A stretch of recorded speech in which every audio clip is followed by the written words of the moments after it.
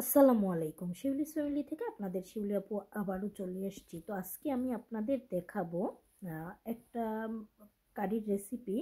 তো এই কারিটা আসলে আমার খুব পছন্দের একটা কারি, আর এটা খেতেও খুব সুস্বাদু। তো চলে যাওয়া যাক রান্না করে। তো প্রথমে এখানে এই যে একটা কড়াই বসিয়ে দিলাম, দিয়ে দিলাম অল্প করে তেল।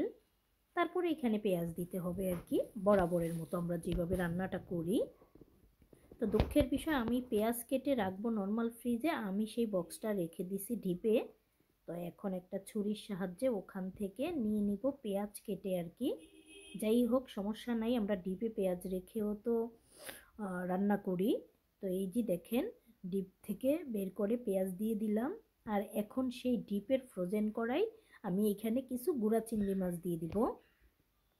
তো এই যে দিয়ে দিলাম গুঁড়া চিংড়ি মাছ, তাতেও সমস্যা নাই, গরম তেলের মধ্যে ছুটে যাবে। আর এখন সামান্য একটু গরম পানিও সাথে দিয়ে দিব, যেন মাছগুলো তাড়াতাড়ি ছুটে যায়। তারপরে আমি মশলা অ্যাড করে নিব আর কি। তো আজকে এই যে দেখতে পাচ্ছেন চিংড়িগুলো ছুটে যাচ্ছে।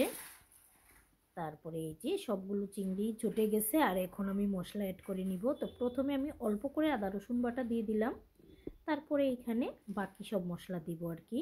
তো এখন পরিমাণ মতো লবণ দিয়ে দিলাম। তারপরে এখানে দিয়ে দিব হলুদের গুঁড়া, দিয়ে দিব আমি মরিচের গুঁড়া। এই যে হলুদের গুঁড়াটা দিয়ে দিলাম, তারপরে আমি মরিচের গুঁড়াটা দিয়ে দিলাম।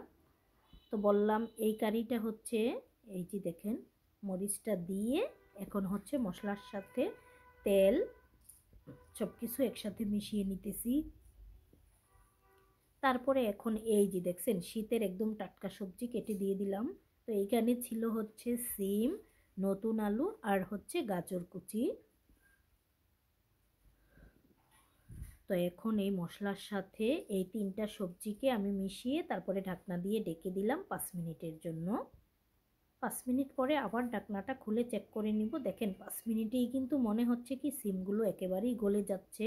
সিমগুলো একদম দেশি সিম আছে না, টাটকা, সেরকম সিম। ওই অল্প একটু যে পানি দিছি সেই পানিটাই আরও জাল করে শুকিয়ে ফেলবো। তারপরে আবারও ঢাকনাটা দিয়ে দিছিলাম।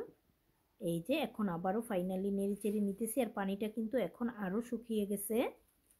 তো আর একটু সময় লাগবে আলু আর গাজরটা হতে, সিমটা কিন্তু খুব দ্রুত সিদ্ধ হয়ে গেছে আর কি। তো যাই হোক, ফাঁকে আমি কিছু কাঁচামরিচ দিয়ে নিছি। আর এখন হচ্ছে ফাইনালি মোটামুটি হয়ে গেছে, তো তাই এই যে টাটকা ধনিয়া পাতা দিয়ে দিলাম অনেকগুলো কেটে।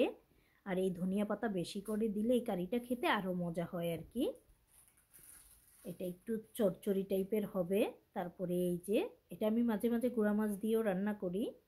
যখন গুঁড়া মাছ দিয়ে রান্না করি তখন আর এইভাবে রান্না করি না, সব কিছু একসাথে দিয়ে হাতে মেখে তারপরে ঢাকনা দিয়ে ঢেকে রাখি, হয়ে যায় আর কি। ওরকম চচ্চড়িটা করি। আর এটা হচ্ছে এই যে নাড়তে নাড়তে দেখেন সিম আলুর 12টা বেজে গেছে, তারপরে ফাইনালি কিন্তু সেই চচ্চড়িটা হয়ে গেছে। আর এখন খেতে বসবো, এখন দুপুরবেলা। আর এই রান্না বান্না খাওয়া দাওয়ার পরে দেখাবো ছোট ছেলে কি বায়না ধরেছে। তো তার বায়নাটাও আমি একটু রেডি করে নিলাম।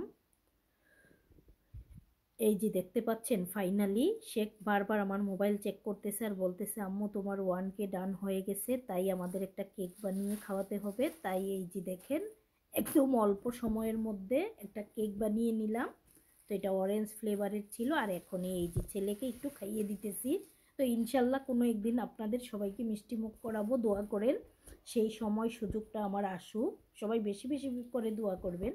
তো দেখেন আজকে এই শিবলিস ফ্যামিলির রান্না আর সাথে 1K সেলিব্রেশন করাটা কেমন হলো সবাই কমেন্ট করে জানাবেন। সবাই শিবলিস ফ্যামিলির সাথে থাকুন। আসসালামু আলাইকুম, আল্লাহ হাফেজ।